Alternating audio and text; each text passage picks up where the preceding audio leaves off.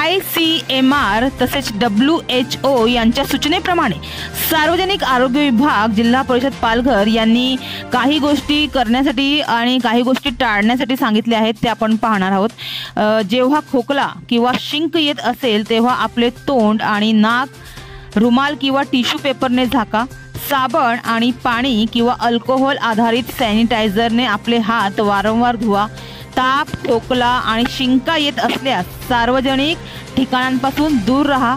भरपूर पाणी प्या आणि पौष्टिक खा। तसेच हस्तांदोलन, टिश्यू पेपर आणि रुमालाचा पुनर्वापर करणे टाळा। आजारी लोकांशी जवळचा संपर्क टाळा। डोळे, नाक आणि तोंडाला वारंवार स्पर्श करणे टाळावे।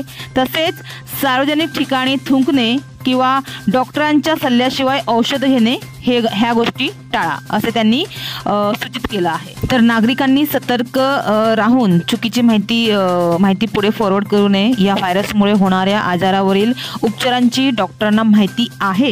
हा कोरोनासारखा नवीन व्हायरस नाही। या आजारावर देशातील काही वैद्यकीय संस्थांनी संशोधन पेपर मेडिकल जर्नलमध्ये यापूर्वीच प्रसिद्ध केलेले आहेत। त्यामुळे चुकीची माहिती ही जी आहे ती पुढे फॉरवर्ड करू नका आणि अफवांवर विश्वास ठेवू नका, असे आवाहन आरोग्य विभागानं केलं आहे।